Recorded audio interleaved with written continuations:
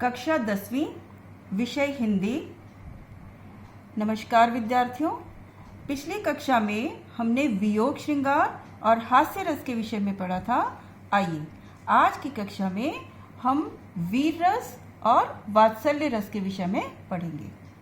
पहले देखिए वीर रस से क्या अभिप्राय है।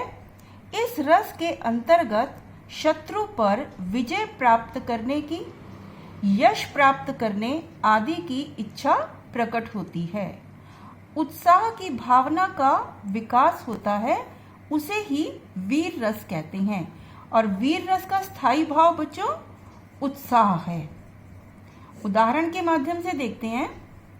बुंदे ले हर बोलों के मुख, हमने सुनी कहानी थी, खूब लड़ी मर्दानी, वो तो झांसी वाली रानी थी।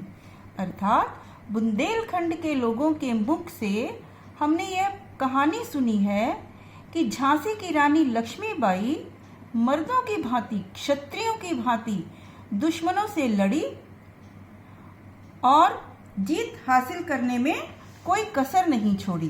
तो ये किसके मुख से सुना हमने? बुंदेलखंड के लोगों के मुख से सुना हमने।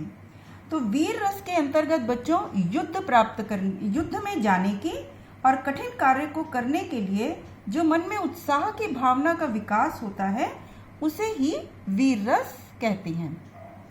अगला भेद देखते हैं, वात्सल्य रस।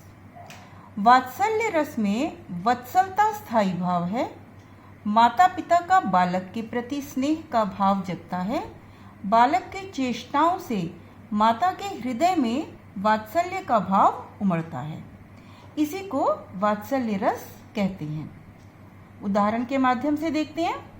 यशोदा हरि पाल ने झुलावे, हल रावे दुलरावे, जोई सोई कछु गावे, मेरे लाल को आवे निंदरिया, काहे न आनी सुआवे।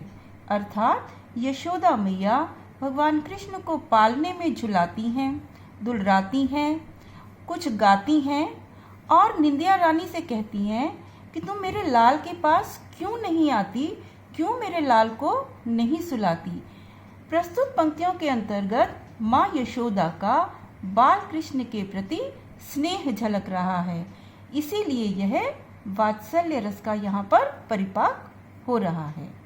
आज की कक्षा हम यहीं समाप्त करते हैं। अगली कक्षा में अन्य रसों के विषय में पढ़ेंगे।